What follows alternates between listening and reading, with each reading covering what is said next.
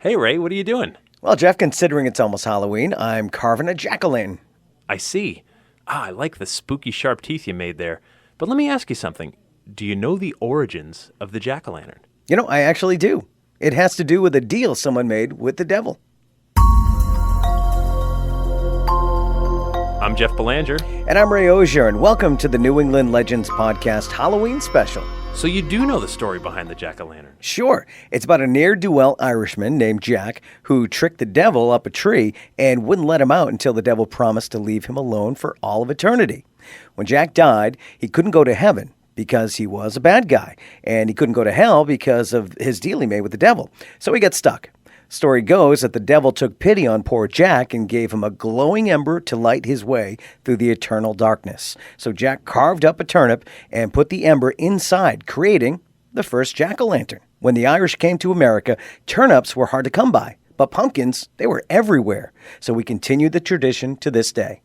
It's a great legend, to be sure, but did you know Cape Cod, Massachusetts has its own version of the story? Well, that I didn't know.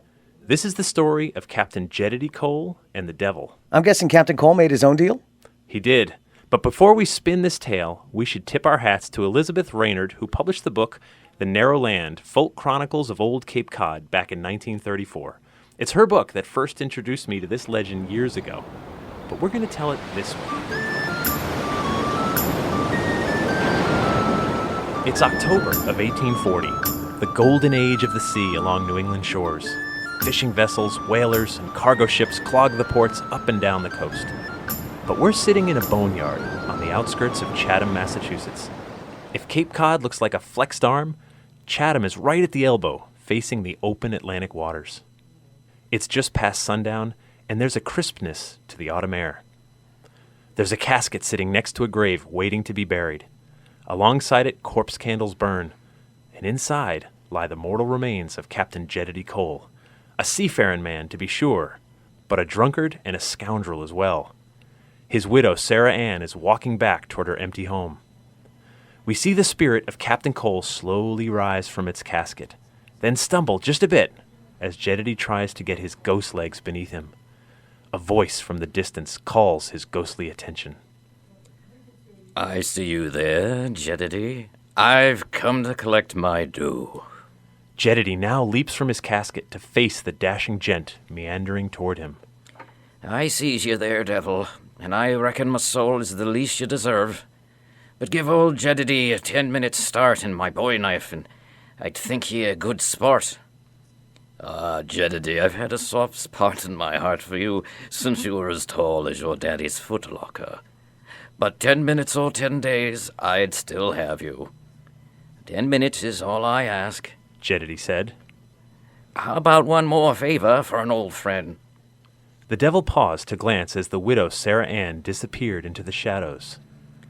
Very well, Jedidy, for your widow. What is she again, your third or fourth wife? I'm afraid I've lost count. The third wife was a mistake, as everyone knowed it. 10 minutes, and your knife. Off with you then. I'm counting. Jedidy took a few wobbly steps on his new ghostly legs before he stood tall to regain his composure. He grabbed 4 corpse candles from around his casket, then leaped the fence into a nearby pumpkin patch. Grabbing a pumpkin, Jedidy quickly carved a face with his knife. He placed a corpse candle inside and set the glowing face atop a fence post. Cutting up some of his funeral shroud, he sliced 3 more pumpkins free from their vines, and quick as any able-bodied sailor, Jedidy fashioned a sack, placed the pumpkins inside, and made his way down to Hawes Tavern. Now by this time, the devil gave up counting to 10 minutes. Where the devil dwells below is as dark as pitch, so he can't see as well above ground. He squints as he takes a gander around him, and believes he sees Jedidy's glowing face smiling at him from the edge of the pumpkin patch. Ahoy, Captain. I see you hiding by that fence post, but I'm afraid you won't be grinning much longer once I take you home. The devil closed in on the pumpkin lantern, all the while talking to Jedidy Cole. Jedidy, I've been watching you your whole life, and I never did care for the way you coddled your sailors. You might as well have been tucking them into their bunks at night. Captain Cole was used to the devil being as close as his coattails. But as Jedidy sat there at Hawes Tavern, he heard the devil's voice echoing over the fields and through the window. It made the captain furious. "You lubber, you never lasted 5 minutes aboard one of me ships." The devil's head snapped toward the shore to where he heard Captain Cole's voice. "I could have guessed you'd be down at the tavern, you drunkard," the devil said. Then he squints his beady eyes and turns back toward the pumpkin face and tipped his hat. "Begging your pardon, sir, I mistook you for another." Captain Cole cursed himself for giving up his position over a little insult. "I need to keep my ghostly head." Jedidy took another pumpkin from his funeral shroud sack, and with a rapid series of slashes, he carves another face, then places his second corpse candle inside. Setting the pumpkin on the bar, he dashed out the back door just as the devil was making his entrance in the front. The devil, seeing the glowing face at the bar, now saunters over, knowing the captain is trapped. "I knew I'd find you, Jedidy." The devil sat down next to who he thought was Captain Cole and ordered himself a dram of rum. One drink became 2, then 3, as the devil went on and on to what was waiting for Jedidy down below. Soon, the devil began to wonder why his old friend was suddenly so quiet.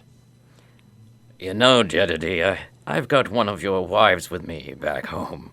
She can't wait to see you again. What was her name again? The girl from Singapore?" The devil's voice carried all the way up the coast of Cape Cod to Eastham, where Jedidy's ghost was running north. But when Jedidy heard the devil disparage his former wife, it was more than he could take. "Damn you, devil! That woman was a saint, bound for the nun house the day I left. She's made for heaven for sure. Aha, I knew you were too silent. I'll be at Eastham at your stern before you can blink." Jedidy cursed himself for his foolishness. With only 2 pumpkins left, he jumped the fence into the Eastham Cemetery and searched the headstones until he found an urn-shaped monument. He glided up beside the stone and carved another pumpkin into a face and placed a corpse candle inside. Satisfied with his effigy, he lit out north toward Wellfleet. Moments later, the devil arrived in Eastham and spotted the grinning pumpkin in the cemetery. "You're not as tall as you once was, Jedidy, but you're as sure-footed as you were when you weren't a ghost," the devil said as he approached the headstone. Up in Wellfleet, Jedidy fought back his laughter at fooling the devil once again. "He ain't gonna trick me this time, old man. I got 1 candle and 1 pumpkin left. I gotta keep me wits." The devil poked his 2 fingers into Jedidy's stony chest. "Ouch!" The devil said. "Jedidy, your ghost body is as hard as an oak keel. What keeps you so strong?" This was more than Jedidy Cole could take. He bursts into laughter. "It's the Jamaican rum, old man. You don't get the good stuff below and it makes you soft." Back in Eastham, the devil glanced at the glowing pumpkin next to him. "I'll be begging your pardon, sir. My quarry awaits further north." Captain Cole sped north until he found the last oak tree in Wellfleet. Quick as a squirrel, he climbed the oak to one of its highest branches. He carved his last pumpkin and placed his last candle inside. On the way back down, Jedidy lit off north again and was near the north end of Truro when the devil arrived at the oak tree in Wellfleet. "There's nowhere for you to go, Jedidy. Come down out of that tree or I'll be up after you." The devil paced back and forth beneath the tree. Many people don't know this, but the devil doesn't like high places. He prefers to be on the ground or down below, because up high is where God and angels dwell. Getting no response from the glowing face in the tree above, the devil grows furious. He tries reasoning at first. "Come on, Jedidy. I'll take you for 1 more glass of rum before we go home." But no answer comes. The devil can take no more of the grinning fool above him, so he claws and climbs the oak. He's nervous at first, but his rage pushes him higher and higher until he's within reach of the glowing face. The devil pushes his arm toward the grinning fool on the branch, but misses, sending the pumpkin crashing to the ground, where it lands with a splat. The devil slips, his black cloak catches a tree branch, and now he's swinging to and fro in the oak tree. Even though Jedidy Cole was now north of Truro, he could see all the way back to that old tree. The sight of the devil swinging from the branches in Wellfleet caused him to roar with laughter.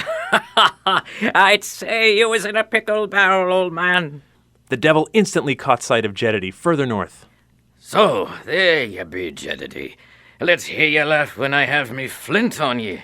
The devil frees his pistol from his waistband, and no sooner had he squeezed the trigger than a misfire caught his cloak aflame, freeing him from the tree and sending him tumbling to the ground, where he lands in the smashed pumpkin.